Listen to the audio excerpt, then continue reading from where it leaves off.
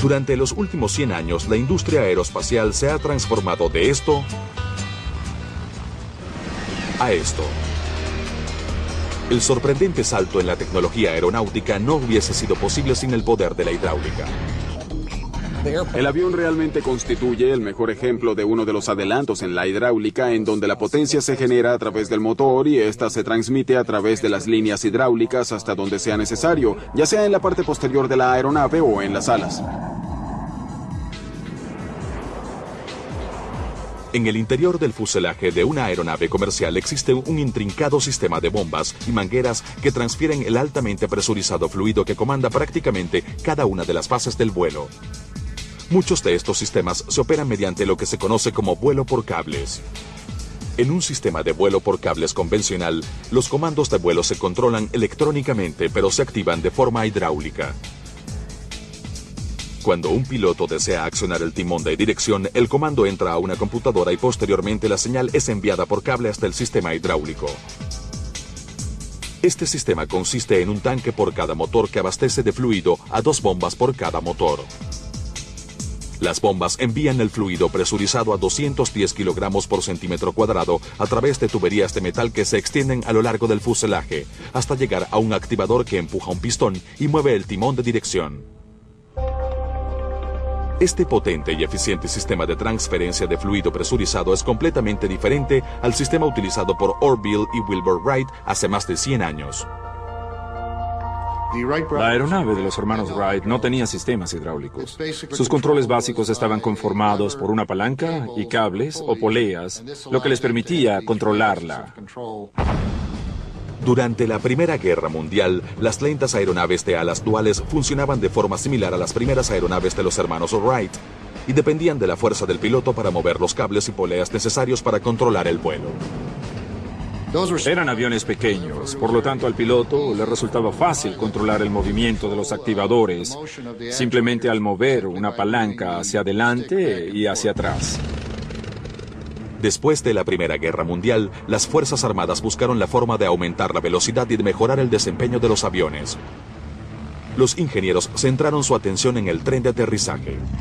Anteriormente, todos los trenes de aterrizaje eran fijos. La Armada decidió hacer algunas pruebas en las que alzaban el tren de aterrizaje mediante una manivela y una polea y descubrieron que podían reducir la resistencia al avance en un 30%, pero exigía mucho esfuerzo. Por lo tanto, se consideró a la hidráulica como una manera de hacerlo de forma más efectiva.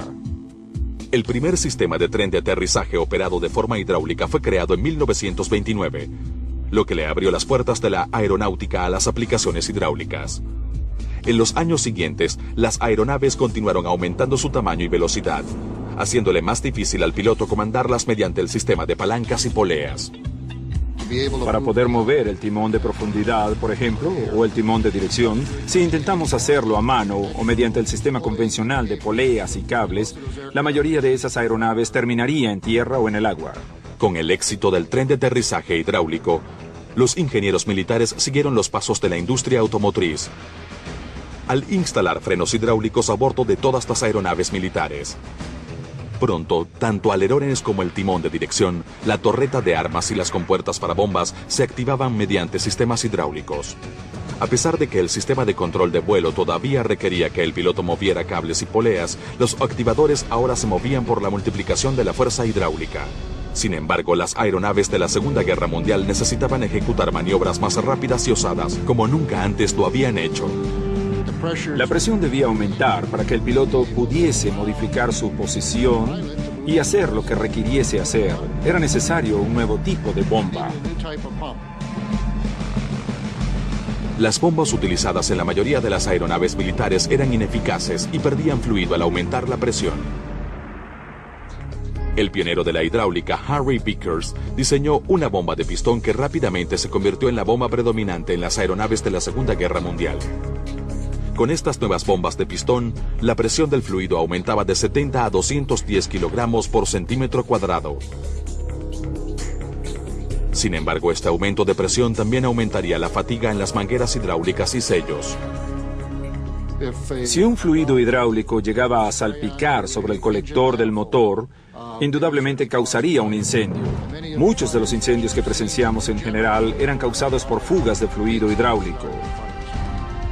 Muchas veces una fuga de fluido hidráulico no consiste en un goteo. El fluido está a gran presión, por lo tanto saldrá de una manguera o de un sello como un chorro. Si ya se ha iniciado un incendio, la fuga lo alimentará y las consecuencias serán catastróficas. Para combatir esto, las Fuerzas Armadas se cambiaron a un queroseno menos inflamable llamado 1000H5606. También se diseñó un nuevo sellador conocido simplemente como O-Ring. El O-Ring tiene la singular habilidad de ser capaz de comprimirse para llenar un espacio y lo hace de forma eficiente. Se trata de una pieza de elastómero en forma de rosquilla que se convirtió en el sellador de preferencia para la mayoría de los componentes presentes en un sistema hidráulico. Para finales de la Segunda Guerra Mundial, las innovaciones hidráulicas en la aeronáutica encontraron pocos obstáculos para establecerse en la floreciente industria de la aviación comercial. Las aerolíneas comerciales descubrieron que también podían sacarle provecho a la hidráulica. Podrían fabricar aviones más grandes, livianos y capaces de transportar a un mayor número de personas. Por ende, al contar con estas aeronaves, los viajes aéreos serían más prácticos. Los fluidos a base de queroseno utilizados en la aeronáutica militar fueron considerados peligrosos por la FAA. En 1948, los fabricantes de aeronaves resolvieron el problema con el desarrollo del Skydrol 7000. Este fluido era éster de fosfato, el cual todavía se utiliza en la actualidad. El éster de fosfato es un tipo de fluido hidráulico sintético con muy buenas cualidades lubricantes. Además, tiende a ser resistente al fuego.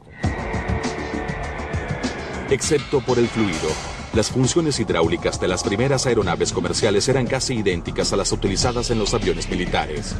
La hidráulica activaba el tren de aterrizaje, movía los alerones y el timón de dirección, y controlaba los frenos. Debido al tamaño y peso de las aeronaves comerciales, la presión hidráulica aumentó a 210 kilogramos por centímetro cuadrado, la misma presión ya utilizada en muchos aviones militares y maquinarias de construcción. A pesar de que este aumento en la presión les proporcionó a los pilotos la fuerza necesaria para operar los activadores a través de cables y poleas, para la década de los 80 ya era necesario un cambio. El problema con los cables y las poleas es que al hacerse cada vez más grande la superficie, incluso se dificulta hacer que se sientan bien. La electrónica puede tomar decisiones de forma mucho más rápida. En la actualidad, las aeronaves tienen capacidades muy superiores y deben hacer cosas como mover estas superficies de forma casi instantánea. Los sistemas hidráulicos de vuelo por cables continúan dominando los controles de vuelo de las aeronaves comerciales y militares más avanzadas. Los sistemas hidráulicos a bordo del caza F-22 son tecnología de punta. Cuentan con todos los controles de vuelo primarios, el tren de aterrizaje y las compuertas para lanzar misiles se abren y cierran velozmente. El sistema de propulsión del F-22 depende enormemente de la hidráulica para controlar las boquillas de admisión y descarga. El mayor avance en tecnología hidráulica para la aeronáutica lo constituye la creación del activador eléctrico hidrostático. Originalmente desarrollado a comienzos de la década de los 90, el activador eléctrico hidrostático contiene todos los componentes de un sistema hidráulico en un pequeño bloque. Al colocar el activador eléctrico hidrostático cerca de los controles de un avión, los diseñadores eliminan cientos de metros de tubería hidráulica y cientos de kilogramos de peso. El activador eléctrico hidrostático es considerado tecnología de punta porque elimina los elementos de distribución que forman parte de un sistema hidráulico convencional. Consta de 2 motores eléctricos que trabajan juntos. También cuenta con tanques hidráulicos para captar la expansión y contracción térmica necesaria para encender las bombas hidráulicas del sistema. La conexión con los controles de vuelo es directa. La primera aeronave en utilizar el activador eléctrico hidrostático para los controles de vuelo primarios será el caza F-35.